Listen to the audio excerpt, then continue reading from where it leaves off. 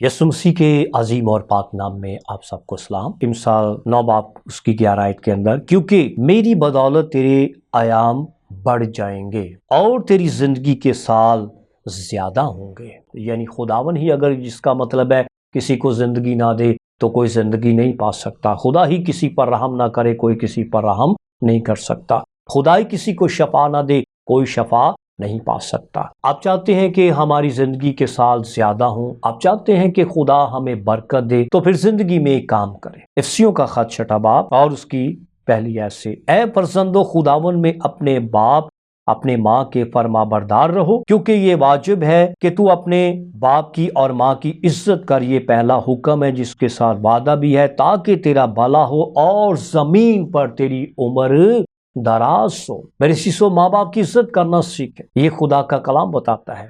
इसके बस क्या होगा, हमारी जिंदगी के दिन बहुत ज्यादा होंगे। बाइबल के अंदर एक शख्स की जिंदगी बहुत बढ़ गई। हिस्किया के ताल्लुक से लिखा है, यशायाह की किताब 38 बाब पढ़ते हैं तो वहां पर लिखा है कि जब बीमार पड़ गया तो उसे पैगाम मिला यशायाह की मार्फत के तू अपने घर का इंतजाम कर ले, क्योंकि तू बहुत जल्द मरने वाला है। तो कलाम एकदस में लिखा है, उसने दीवार की तरफ मुंह किया और आंसू बहाकर रोने लगा, चलाने लगा, ऐ खुदा मैं जिंदा रहना चाहता हूँ। देख खुदा, मैंने वो काम की जो तेरी निगाह में अच्छे भले और बेहतरीन है। अभी यशायाह पैगाम देकर रास्ते में था, खुदा ने कलाम किया, यशायाह वापस लौट जा, मेरे बंदा को जाकर बता दे कि मैंने तेरी उम्र के 15 साल और बढ़ा दिए हैं। हालेलुया। कभी कभी हम बहुत सारे गिले शिकवे करते हैं, जी खुदा हमारी नहीं सुनता, खुदा हमारी दुआ पर तवज्जो नहीं देता। वजूहत क्या होती है मेरे शीशो?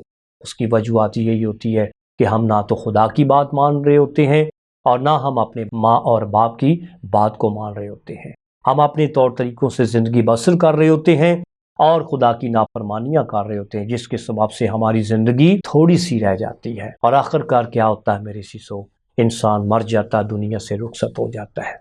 और अगर आप चाहते हैं कि हमारी उम्र लंबी हो और हम लंबे अरसे तक जिंदा रहें, तो फिर मेरे शीशो अपने माँ और बाप की इज्जत करें। और ये बाइबल में नए अहदनामा में पहला हुक्म है। पुराने अहदनामा के अंदर ये चौथा हुक्म है कि तुम माँ बाप की इज्जत करना, और नए अहदनामा के अंदर ये पहला हुक्म है। और जो ऐसा करेगा वो जिंदगी पाएगा और लंबी उम्र पाएगा और खुदा से बरकत ही बरकत पाएगा। आमीन। God bless you. खुदावन आपको बहुत सारी बरकत दे। खुदावन आपके साथ हो। आमीन।